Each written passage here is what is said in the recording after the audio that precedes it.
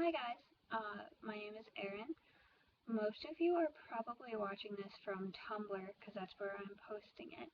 So most of you already know who I am, you already know my URL, you already know what I'm all about.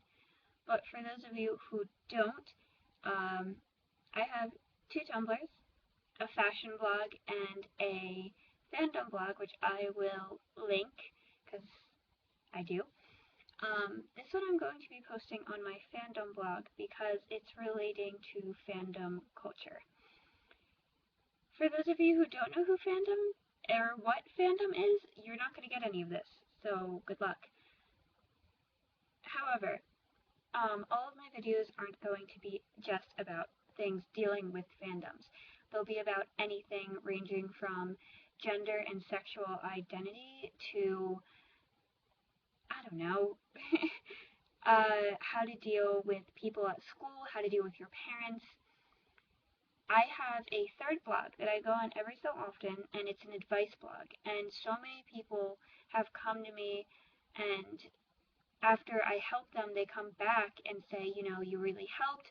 I did what you told me to. I did something along the lines of what you told me to, and it helped me reach my goal, which I think is fantastic. There's a lot of things that I want to share with people that people don't ask me about. So I'm going to start this video series. They're going to be about 5 minutes long, so people don't get terribly bored, about things dealing with any kind of advice.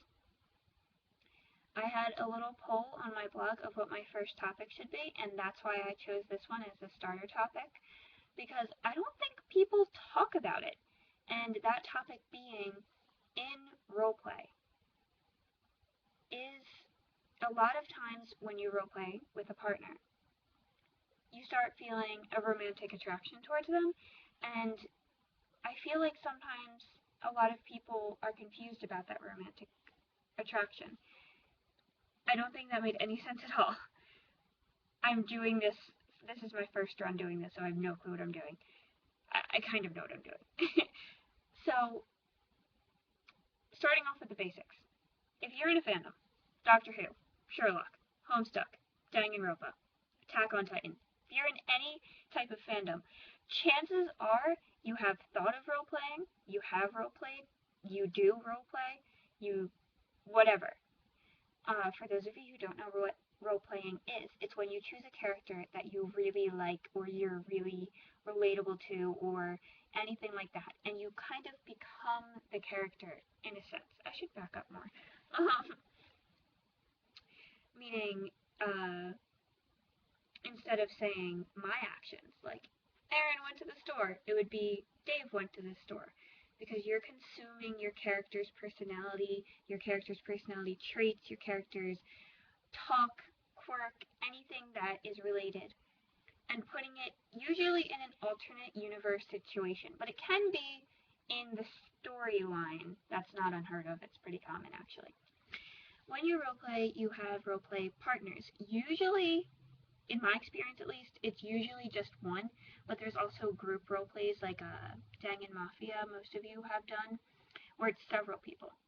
When it's those one-on-one roleplays, it's usually, now you see I'm using usually a lot because I don't want people coming to me being like, well that's not right because I did this, or she did this, or I did da-da-da-da-da-da. I don't care. I'm just talking about in these usually scenarios. So usually, it's a romantic type of relationship between the two characters that you and your roleplay partner have chosen.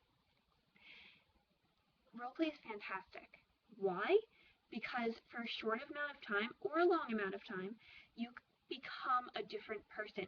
You live a different life. You're interacting with different people, all from the comfort of your own home, your own dorm room, your own laptop, and it's just a break from reality. You get away from homework, from parents, from responsibilities, and you get to live a life that you probably wouldn't be able to do. And it's really fascinating and fun and a good stress reliever. Can't speak. Going back to what I said about how it's usually a romantic connection between your character and your partner's character. When you do roleplay with someone, you get to know the character's admin or whoever controls the character. You usually talk out of character, you get to know each other, you become friends. It's really great. It's really, really great. I love knowing my roleplay partners. They're fantastic people. They're seriously like the best people. And I've seen this a lot. I've experienced it. When you become so close with someone through a roleplay, by having these intimate scenarios between your characters, you start to feel attraction towards the person controlling the character. It's so, so common. Most of you probably know what I'm talking about. And a lot of times you develop feelings, but sometimes those feelings aren't actually valid. You have to remember that roleplay and fandoms are fantasy. They're not real for the most part. They're not real. They're not actually going to happen. There's not going to be colossal titans breaking down walls. There's not going to be a school that's trapped by a bear and everyone murders each other.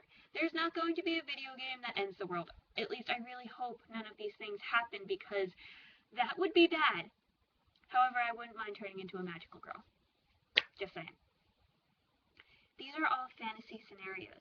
They're all fantasy worlds. Roleplay is a fantasy world.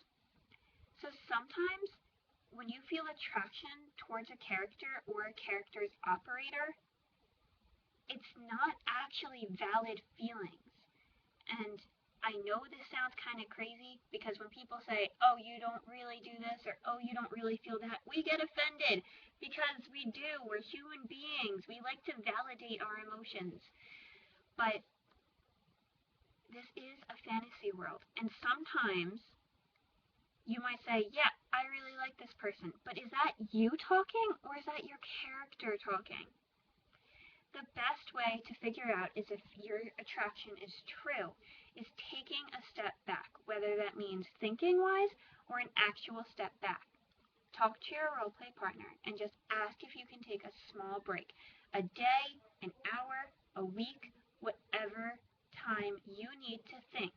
Think about the person, not the character, and think about you and that person's relationship outside of the fandom world. Okay? Okay? Do you understand that? Don't incorporate fandom into real life situations, because they usually don't fit together very well. It just doesn't happen. I'm sorry to break it to you. Think. Like, seriously think, because you don't want to get hurt and you don't want to hurt anyone. When you think about the character's admin, think about what you like about them, what you dislike about them, how much you know about them, what you want to know about them. Think of them as a person, not a character. At the end of all this thinking, when you can come to a conclusion. You can either say, you know what, I don't really know much about them outside of the fandom world. Maybe I should take a step back. And either A, I want to learn more about them, or B, I'd rather just, stay with this fun alternate universe. Or you might say, we've been friends for a really long time, or a short amount of time. I know about them, I really like them, they're super cool, I am romantically interested in them. Either way is okay, guys. I'm not saying it's not. You're allowed to feel attraction towards anyone you want. Anyone you want. It is totally okay. All I ask is that you think. Think. Like, I feel like people don't do that. Think about your feelings. And this doesn't just concern romantic feelings either. It can be any feelings. If you're feeling uncomfortable in a role play, think about it. Is it the character? Is it the situations? Is it the plot? Or is it the person? Fandom does not work into real life. However, elements can. Like, your characters won't come to life, but your roleplay partner who's controlling the character is a real person with valid feelings, and you have valid feelings too. And hey, guys, you could be in a really awesome relationship with them. How do I know? Because I'm dating my roleplay partner, and it's fantastic. Okay? It's really fantastic. These relationships have been proven to work because you have understanding of each other. You have something fun to do as a couple. They can be really strong relationships.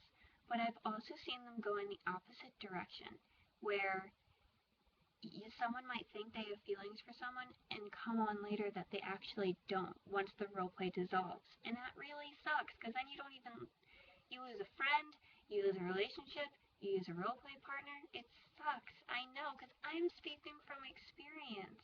I've done it. And this didn't even come to my attention because of me. I was talking to a friend about one of my failed relationships, and she said, you know, Erin, and let me get this straight, she's not even in fandoms. She said, you know, Erin, I think you were more attracted to your roleplay than you were to this person. And you know what? She was right. She was right. Whoa! That's what got me concerned on this topic. And I feel like a lot of people are going to see this, hopefully, and use this information. Roleplay relationships can be just as strong as you want your character's relationship to be strong. But they can also be clouded by fantasy feelings. Everyone got that clear? Now again, if you want to ask any questions about this topic or other topics I'm going to continue in the future, you can drop me an ask at either of my blogs. The first one is Rosy Dream, ROSYYYDREAM.tumblr.com, and the other one is my Fandom only blog, which is Nightvale, NIGHTVALE.co.vu. It's a domain name. If you want to use .tumblr.com, it's s-burb.tumblr.com. Shoot me an ask, talk to me, comment on this video, tell me what you think, tell me if I need to address anything more about this video, and on my blog I have a poll of what I should do next week for my next topic. So I hope you liked my first video. I hope you start thinking more about your relationships in and out of the fantasy world,